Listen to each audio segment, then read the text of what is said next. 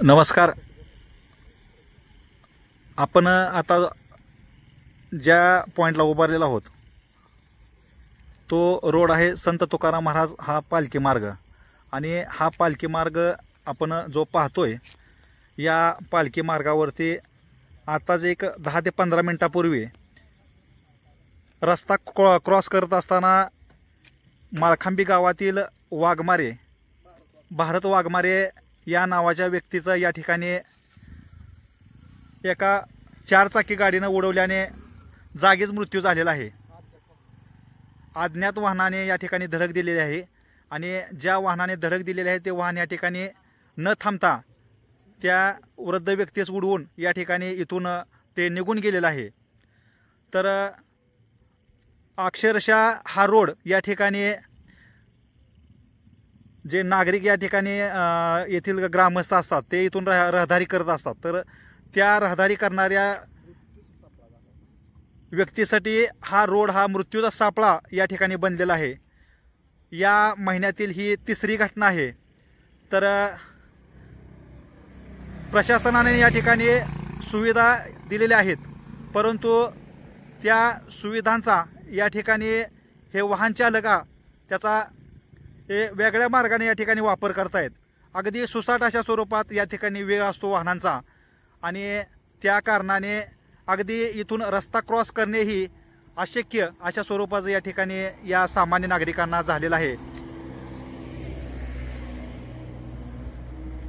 आपण पाहतोय प्रत्येक वाहनाला या ठिकाणी 100, 125, 150 अशा स्वरूपाचं स्पीड लागलेलं असते. भरपूर मोठ्या प्रमाणात स्पीडने वाहने या ठिकाणी जातात.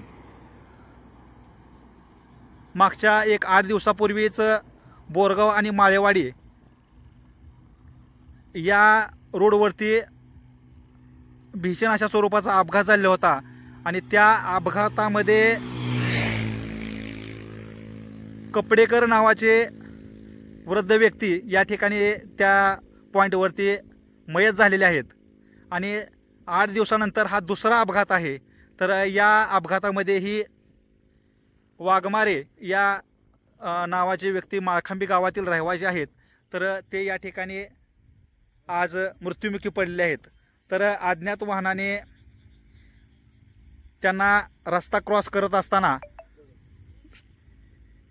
धडक दिलेली आहे आणि त्यामध्ये त्यांचा जागीच मृत्यू झालेला आहे. तर प्रशासनाने या ठिकाणी या रोडवरून जे वाहनं वाहतात त्या वाहनांसाठी एक स्पीड मर्यादा दिली पाहिजे आणि ठराविक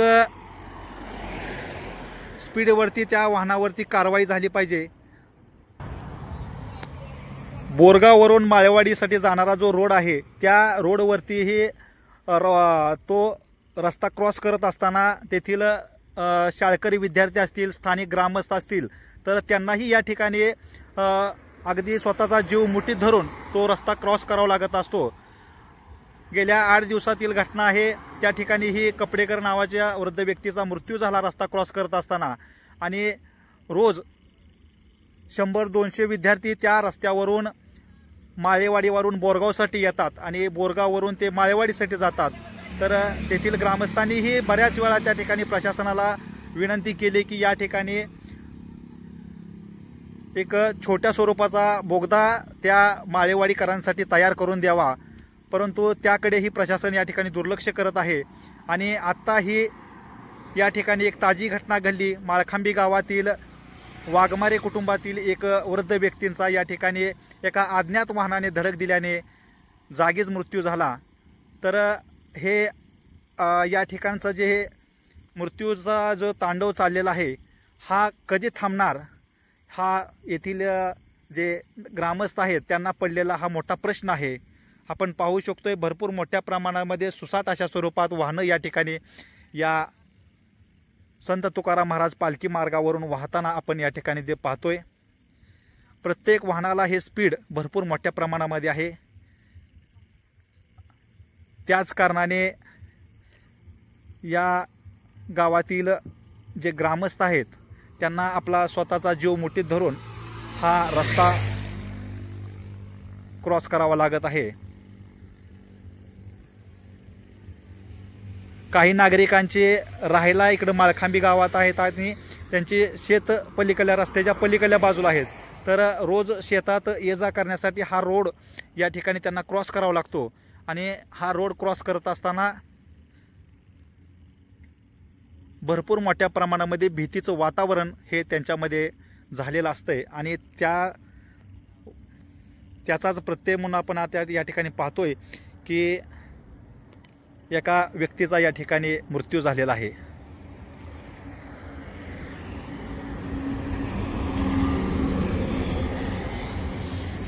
भरपूर मोठी लोडची वाहनंही या बायपास मार्गे जात आहेत. स्पीड भरपूर असते आणि त्या कारणाने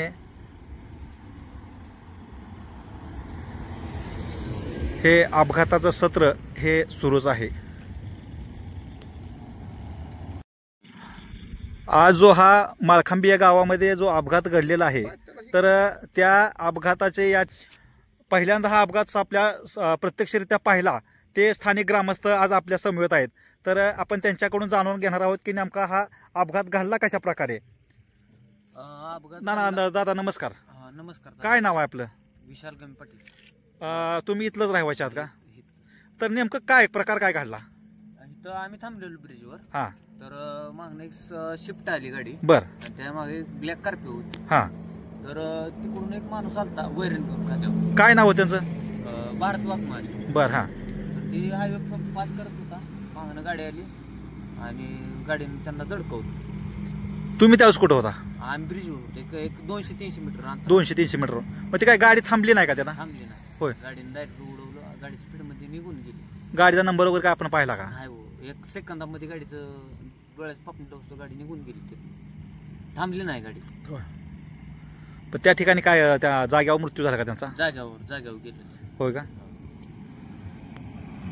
आपण आता या ठिकाणी पाहिलं की प्रत्यक्षदर्शनी ज्या तेथील ग्रामस्थांनी पाहिलं तर त्यांच्या डोळ्यासमोर अगदी भरधाव अशा स्वरूपात एक अज्ञात वाहन या ठिकाणाहून निघून गेलं आणि या गावातील एका व्यक्तीचा या ठिकाणी जाग्यावर मृत्यू झालेला आहे.